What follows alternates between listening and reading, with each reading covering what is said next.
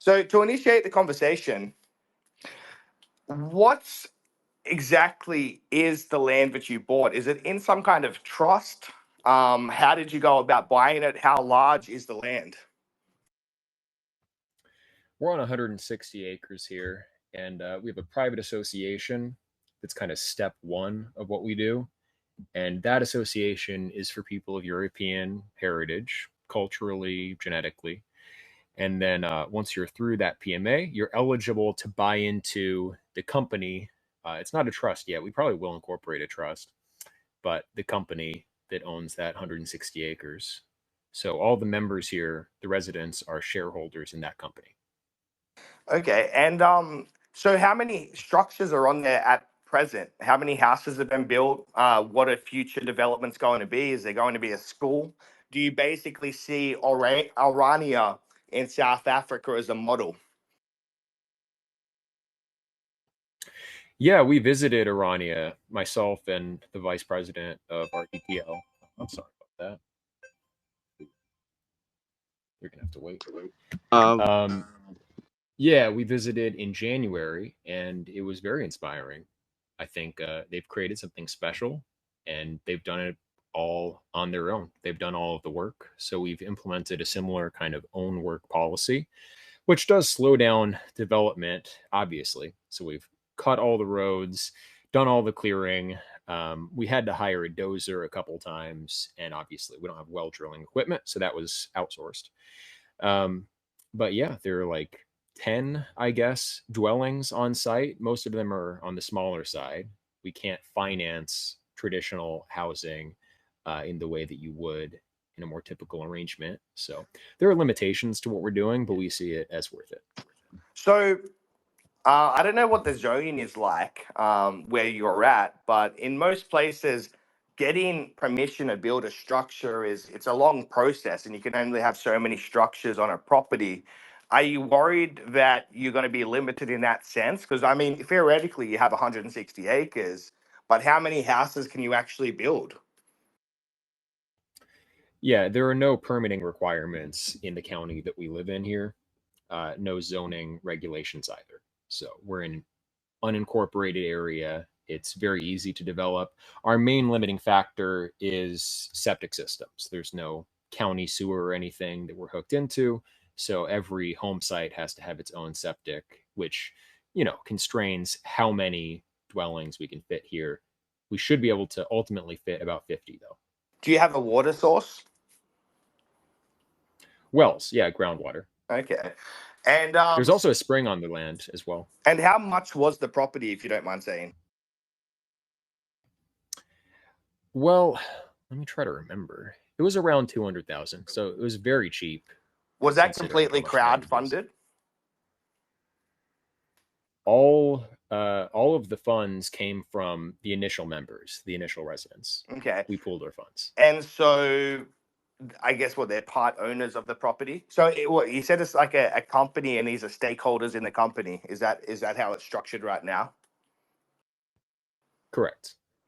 Okay. And when people donate to you, is that just because they like your content or your idea, or are they also buying into ownership in this community?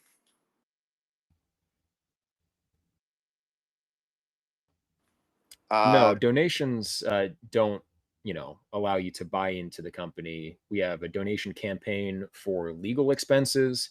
We're constantly doing research with different types of specialized lawyers in real estate or securities or civil rights law. And that's many thousands of dollars. So that's the biggest campaign that people have donated to. They've also donated to a campaign to allow me to tour and start other sites like this, not all full time residential communities, but recreational areas, community centers. I think it's important for the white community to have our own spaces, just like I think it's important for other communities to also have their own spaces. Fair enough. So So those are the main campaigns. I want to ask you a couple questions, but I want to preface this. I wrote something down because one thing after watching your interview with TMZ and with Nick Fuentes, your discussion with him, was how white nationalism used to be more of an intellectual movement. And like hearing you speak, you're very articulate, you're a thoughtful person, and you're a lot better because I feel like a lot of these white nationalists, they muddy the waters with their rhetoric. And so I just wrote this out, and then I've got a couple questions at the end. So, as I said, white nationalism went from having a more articulate and intellectual leaders with Dr. David Duke, Richard Spencer, Jared Taylor, to brown mystery meat reactionaries and rage baiters like the Handsome Truth, the Gypsy Crusader, and Nick Fuentes to a lesser degree, who think calling children online the N-word is going to save the white race. One thing I've noticed about these people, that they come from a collective ethnic group that are far more problematic than FBAs, Foundational Black Americans. Nick and the Handsome Truth are Hispanic and both Mexican. Mexico has 8 out of the top 10 highest homicide cities in the world. Latin America constitutes only 8% of the world's population, yet 33% of global intentional homicides, which is 1350 on a global scale. For the Gypsy Crusader, they are vastly overrepresented in every country in the prison system in Europe. Gypsies are 0.1% of the UK population, but 5% of inmates, 22% of juveniles locked up. In Finland, they are only 0.2% of the population, yet 5% of prisoners. In Bulgaria, 5 to 10% of the population, 50% of inmates. This is the same all across Europe. So my questions are, why has white nationalism allowed itself to be co-opted by a bunch of dysgenic brown people? And do you think that FBAs are more American and integral to the land with their many contributions, such as 50,000 patents, HBUs, cultural exports of the arts, and their history as a foundational people, than some swarthy white immigrant whose family arrived 50 years ago? So those are my questions for you, because I feel like a lot of the rhetoric online is from people that aren't really American. You know, FBAs are more American than someone like Nick Fuentes or the Gypsy Crusader. So I want to hear your thoughts on that. Wow. That's quite the loaded question. I mean, I think most Mexicans are actually good people. I think they shouldn't migrate here illegally, and I'd prefer that we cut down the level of legal immigration. I do think that traditional Black Americans are more a part of the history of our country. I think basically we have two parallel nations, genuine nations, true ethnicities that developed in parallel, Black Americans and white Americans. And neither of our communities are represented anywhere else in the world except as expats. So this is the homeland of Black Americans, it's the homeland of white Americans. Everyone else, for the time being, is effectively guests. After a few The generations, FBA maybe. community call them tethers. Do you know what? Have you heard of that term before? No. So they kind of tether onto an identity that they're not a part of. And I've noticed the same because I'm a foundational white Australian. You know, my family's Celtic. We were there since the first fleet. And so we built the country. And then you get these Slavi Italians and Greeks. We call them wogs. And they come over and they fly their stupid little flag and they think they're better than the foundational ethnic Australians. And I've noticed this similar thing with Nick Fuentes. He's spoken down on Anglos and core foundational people, foundational white Americans. So are you a foundational white American or are you a tether?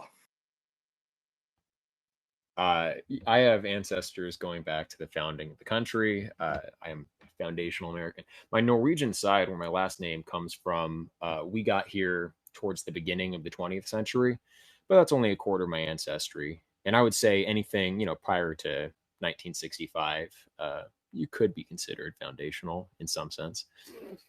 But no, Well, I don't feel that way about Nick Fuentes at all. I mean, I think he's articulate and generally a positive force. He has expressed that, other people in this country should have a respect for the Anglo stock that founded the country. He doesn't always act consistently with that, but people allow, passions to get the better of them all the time. fair enough. So guys, if you want to grab a mic and ask some questions, feel free. White Power Ranger, you've come up, so go ahead. Anyone that wants to ask some questions, and I'll be back shortly. Just a couple of questions now. First of all, thank you for your time. I actually wanted to go into like the Jewish question, but first I want to ask, like, can they play music? Like, say the music is salsa or the food, can they bring like a boombox and play a song? Like, or do you have to turn this like? Because I understand a lot of it's culture, and I think everyone has a right. I do think people have a right to go. Because I think I actually heard you say about forced integration. I don't have a problem with integration. It's the forced integration or forced segregation. So the question really is, in the vein of culture, can you bring like a Indian dish, or is there any qualifications as far as like the food or the music? We would prefer at our community events to have traditional European food and music. I won't lie though, we have had taco nights, so it's, you know, not a total Well, purist. that's how it starts, and then you get the big booty Latinas. So how are you going to prevent race mixing? Yeah, good point. Well, the PMA in the vetting process, really. I think So people have a right. I heard you say in the interview with TMZ that race isn't necessarily the sole criteria. So theoretically, someone who wasn't white could be admitted into your community. Is that correct? Well, they would have to have European ancestry because we're a European ancestry association. But we've had cases where someone's, say, 1/8 Syrian or 1/8 Native American and stuff like that. I mean, it is really decided on a case by case basis. Go ahead, Bat. Thanks, Stephen. Hi, Aarvoll. Sorry, it's a bit early in the morning here in Australia. I was just interested in I guess, the structure of your community over there. Like in Australia, like some of us have looked at a similar thing, buying a large like parcel of land and setting up communities, except in Australia, there's a whole heap of like planning regulations. Like I work in the water industry, so things like having we can't actually have, where I live in Victoria, they've changed the legislation, so you can't have on-site septic anymore. It needs to be connected to sort of main sewerage and things like that. But what I wanted to ask you about was more I guess, the legal structure of how you've set your community up. Because I was just sort of thinking about, obviously, people were making I don't know, their life savings, like a significant investment in setting up, I don't know, a home there, essentially buying a home. So can you explain just a little more about the legal structure that I know your community or the property owners, I guess, buy into? Because we've sort of looked at things like, because obviously people want to protect their investment. So the stuff that we've got available to us is only really setting up, like subdividing the land, so each little piece of land has their own title, and that sort of protects people's investment. So I just want to, if you could explain a little more about that, if you're able. It's not. Right. That was originally my intention, was to buy land and subdivide it. The problem with that, though, is that people don't really stay in the same place their whole life. And you're going to have people move out that will alter the character of the community. And if it becomes known what the character of the community is, and then you decide to try to sell exclusively to other prospective community members, that's when you could get in trouble. So we don't want to skirt the law. We want to abide by the law because we want to scale, because we want this to be available everywhere. I mean, obviously, it would be a lot easier just to do things under the table informally. It'd be easier even just have one person own everything and then everyone else just trusts in their good graces, which has been tried before. And usually that doesn't work out for obvious reasons. Yeah, no Jewish So people. we have. Don't bring Jewish people on for that one. Shut up, I Gordon. mean, Yeah, are you going so to have your own currency and your own banking system? Because I heard the Jews are good at that. we're working on it, actually. So yeah, we have a company. It's just an LLC. We might convert it into a trust or put it into a trust, either changing the corporate structure, or preserving it and just wrapping it in another entity. But we all own shares in that corporation, and the bylaws of the corporation spell out who has use rights to what aspect of the property that corporation owns. So if you make improvements to the land, that increases the value of your share because the shares are sold on an open market within the PMA, right? So if you make a lot of improvements, people in the PMA would be willing to pay more for your share than someone else's share. Shares are tied to specific lots of land. You don't own the title to the deed that land outright. It would be nice if we could do that. As far as we've figured from our research, that just isn't possible while abiding by the Fair Housing Act. Yeah, so it works sort of like a body corporate, almost like it's a bunch of kind of just equating it to something we've got here, like a bunch of townhouses on a land, and there's a body corporate in each. I don't know. Could you structure it as a timeshare? Just thinking out loud, could you structure it as a timeshare? Sorry to interrupt. That might be a better legally. Just thinking out loud. No, we can't really do business even with our own PMA members. There's a Supreme Court ruling on that from the early 90s where there's a private club. They were effectively leasing residential units to members of their group, and that was ruled in violation of the FHA. So we're owners of our land. Nothing is leased, nothing is rented. So I think that will protect us. It's a different precedent. Of course, the court could always decide against our case, but we think we have a good shot because it doesn't fall in that same category. I actually think the corporate structure is good, though, because it allows us a lot of flexibility in coming up with guidelines for how the community ought to operate. Managing a community is not trivial, and just because everyone's white doesn't mean that everything's going to go smoothly. So we're able to create incentives, disincentivize bad behavior, be very explicit about the kind of standards that we're willing to tolerate. And it's a kind of pseudo-democratic process. These amendments can be changed over time. New people can enter into the board of managers. You know, in fact, I was the president of the corporation for the land here, and then I gave that up. I stepped down and let someone else be the president. I'm still the president of the PMA. I would also step down from that position if someone else could do it better. I'd be happy to. I have other things actually that I'd rather be doing than this. When people, sorry, go ahead. Oh yeah, just the corporate structure allows for governance in a way that's legally enforceable because there are legal contracts backing it. Whereas any kind of informal social code, people can just violate that, and then what's the consequence? So hypothetically, if I wanted to move there, can I determine where I want my house? Like, is there, if there's elevated sections with good views, can I say that I want a larger plot? Like, how do you calculate pricing, and is that available? Or do you have to all live like side by side? No, we're spread out. And actually, we have to be relatively spread out for the sake of the septic systems. But shares, like I said, are tied to individual lots on the land. So you get to decide which share you would like to buy. All of the original shares have been purchased, many months ago, and the only ones that are available now, someone is reselling. So they're priced based on what the current owner is willing to sell it for. Oh, that's interesting. So how many plots did you sell?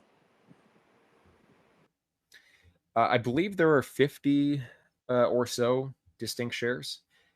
Okay. Let's go around the hands. Go ahead, Dr. Urban, then Spicy. Thank you, Dr. Davinsky, for the time. And I don't know how to pronounce your name. It sounds very foreign. Aarvoll? I don't know. Aarvoll, yeah. It's the Norwegian spelling of my last name. It's a okay, Norwegian so name. I knew. Okay, so you're not really American then, Norwegian. Okay, so. Well, my family's been here for generations. The Norwegian side only came in the early 1900s. So. Yes. So my question would be: first of all, I want to say that I'm absolutely proud of what you're doing. I think it's very admirable. This is the country for that, where we express different ideas and concepts, and we can try things out. I don't see anything bad with that. You want to make a little community for your own people, that's fine. But my question, I guess, to you would be, what happens when everybody else does what you're doing? Are we going to go kind of back to a more communal, kind of colonial kind of America? And then if so, if everyone repeats what you're doing, what does that look like? Does it look like a better America? Does it look like a worse America? because other countries are not going in this direction, um, and they're doing better than us, integrating right new peoples to them to their Mhm. countries. So that would be my No, question. I don't I have think another I don't follow up think question. immigration. Yeah, I don't think immigration has really helped the social cohesion of any nation. There are short run economic benefits just because more bodies in your country means your GDP naturally will be higher. There are more things being bought and sold. But typically, it's going to be a lower GDP per capita, and you will pay social costs. So if this was the run up to some kind of world war and we just wanted to max for economic activity, then yeah, mass immigration would be great. We might defeat China. Whether that's the geopolitical situation, well, I hope it's not. Um, would it be better in the US if other communities followed suit? There are many communities like this already. There are Jewish communities, there are many Native American reservations. And I think whether it works for those communities will depend on the character of those people. For some groups, they'll probably thrive under those circumstances. I think white Americans will thrive. I think Asian Americans would thrive. I think traditional Black Americans, with the right leadership, could do very well. In the age of segregation in the US, Blacks had higher marriage rates, lower divorce rates, fewer incidents of single motherhood, and more employment. So, at least at a certain point in America's history, Blacks having their own communities seems to have been beneficial for them. But I believe in freedom. So I think we should have integrated communities, segregated communities, whatever people want to do. What I do recognize is that there's a lack of community, and studies do seem to indicate that when there's more racial diversity, people are less willing to join social clubs. They're less willing to socialize even within their own race, because people, you lose sight of, what are the norms? What's the etiquette? How close do I stand to someone when I talk to them? How loud do I talk? What kind of, body language or physical contact is acceptable? Different groups evolved different norms in all these respects. So when you bring in people with radically different backgrounds, everyone sort of just forgets how to act. When you make it homogenous and everyone has the same cultural priors, then communication is easier. So I think homogenous communities will facilitate a return to community and less individualism, and I think that's a good thing. Okay, so I anticipated that you would answer something to that nature. So my follow up question would be this, right? Let's say, fine, all the good white people make communities, right? What about the hillbilly white people? What about the uneducated white people, the ghetto white trash white people? Are they allowed in your community, or they make another community? And how would that reflect amongst your community? Because I feel like some of what you're doing is to kind of like delineate and say, look how good white people are. But if you have to incorporate all the trailer trash white people that there are in this country, there is, how can that work out? How would that really echo that white people are superior, if that is at all a part of your motives? No, our goal is not to display that white people are better than other groups. We just want to preserve white culture and the white race. So, there will be white people who wouldn't necessarily be accepted into RTTL. We've rejected many white people in the past. If you actually want to come and live here and buy into the community, um, you have to pass a background check. And so that would cut out a lot of, 50% of white you might people. call them not even 50%, but there are some white communities that have real drug problems. Meth is a big problem in some rural areas out here, but there are also a lot of really good white people. So, I mean, all groups, there are good and bad members of the group.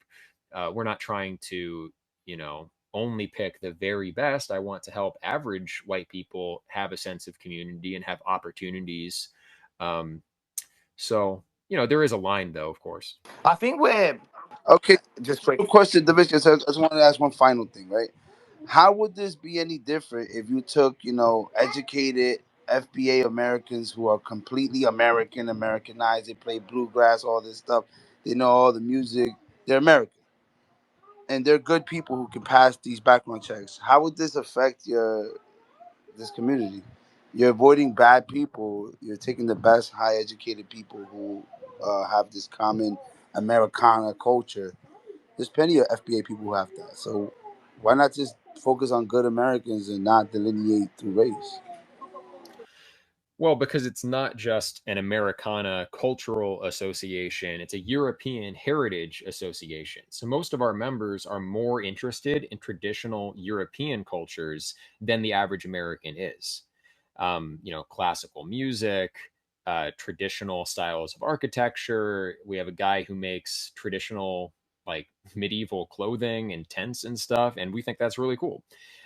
Your typical Black American, even if they're foundational and very well integrated, won't necessarily be interested in medieval English history and culture, whereas we're more likely to be. And so we just have different interests. I also don't think it's particularly healthy for Black Americans to want to spend a lot of time thinking about, like, the 9th century in France.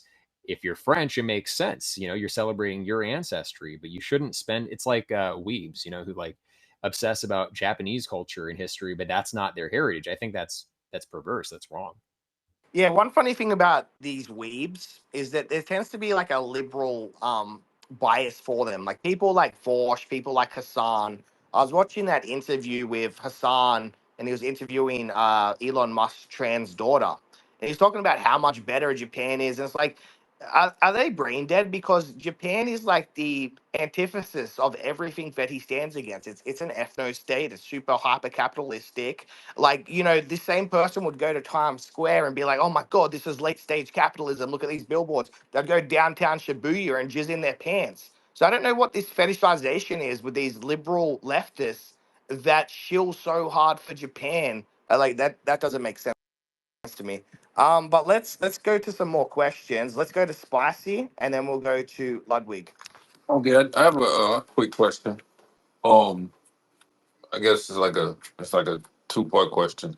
What happens if someone bought, I guess, a lot, or however the buying process goes, however that buying process goes, and then you find out that person had a mixed race heir, or if that one, you want to answer that one, what would happen if, somebody bought a lot or whatever, and then they had a child that was mixed race?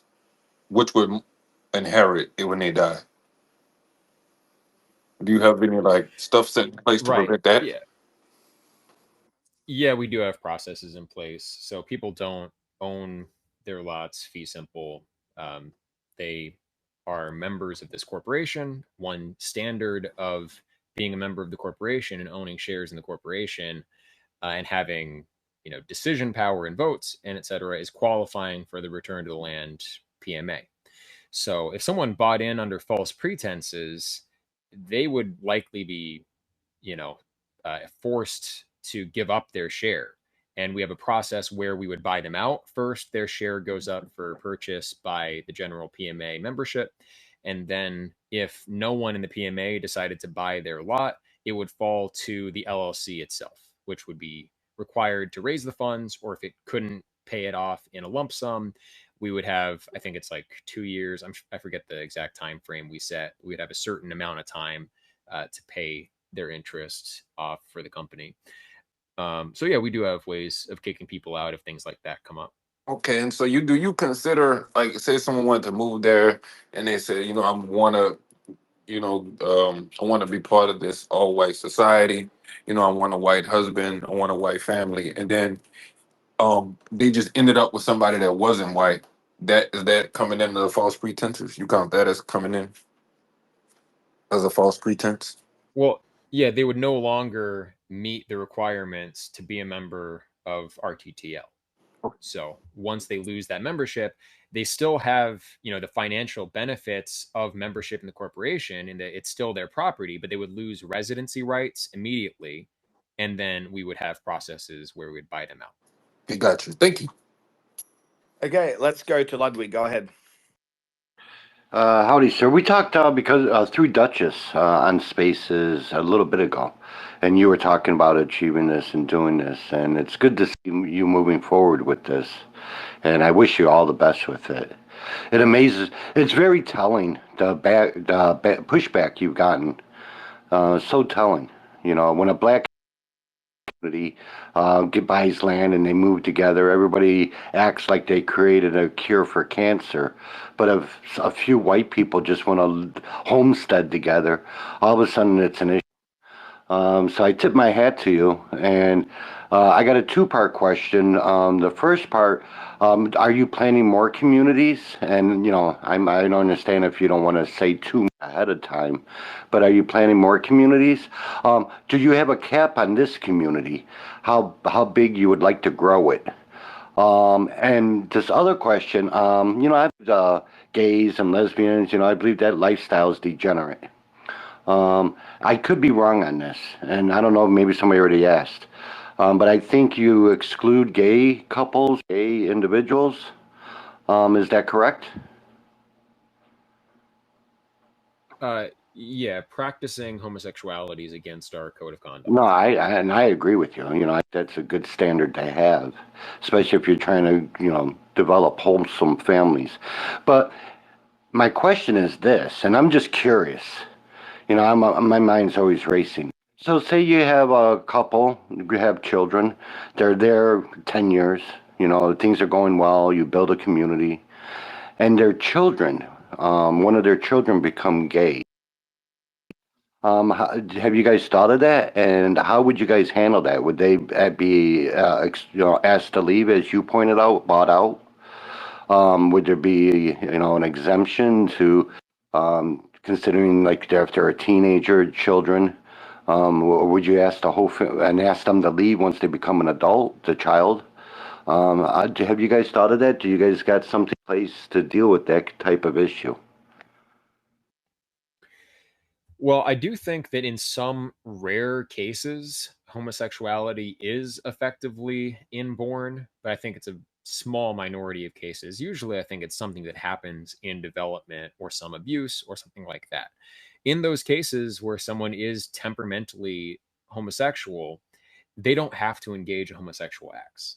So if they choose to do that, they would no longer qualify to be a member of the PMA. So, how do you square the circle with this? Because homosexuality, you could argue, is a part of white culture. Ancient Greeks, the Romans, social liberalism as well. This comes from predominantly Anglospheric nations. So, I mean, do you just pick and choose which aspects of white culture that you allow? Homosexuality has never been a part of white culture, even in ancient Greece. It happened, but there is no ancient Greek document that positively affirms practicing homosexuality as a virtue or even something that should be tolerated. People say that, Plato is guilty of that. Plato never condones it. There are some themes that obviously are there homosexual attractions involved in some Greek literature? Yes, but Plato's very explicit that it should not be accepted as a practice. In the laws, he says the punishment should be death.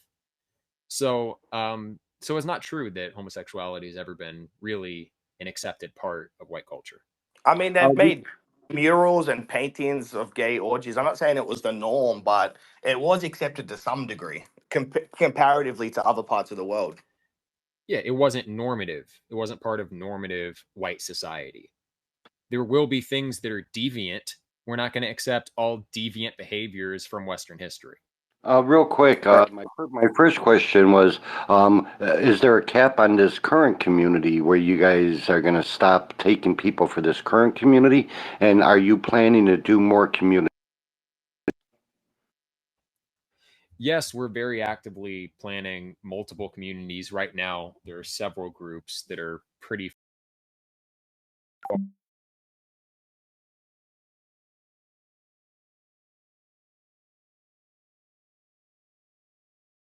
far down that process. And we do have a process that we like people to follow. You can apply, if you already have something going, you can apply to affiliate as an RTTL community. All your members will have to join RTTL, but it's a pretty big tent. You might find when you review our articles that everything in there is totally acceptable. We designed them to be that way. We want it to be a big tent. And the membership fee is $25 up front, and that's it. And you're a lifelong member. So that the application fee is all that you have to pay. We would like it if people supported financially in the long run, on an ongoing basis, because we have a lot of legal research to continually do.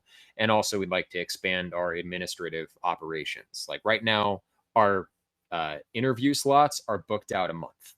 So if you want to apply right now, you're probably going to have to wait a month, or we're going to have to somehow have more people answering calls. So yeah, we're very actively planning other communities, and this community will always remain pretty rural because, like I said, we're restricted to 3-acre lots or informal lots because of septic systems. But we like it that way. All the people who live here kind of want to homestead and do agriculture and stuff like that. So that's how we like it. I'm curious about the religious nature of the admissions, right? So Bosnia, you could say, I guess, is a white country, and then mostly Muslim, but obviously that's not normative for Europeans in general. So should Islam be prohibited, or is it allowed on your white reservation?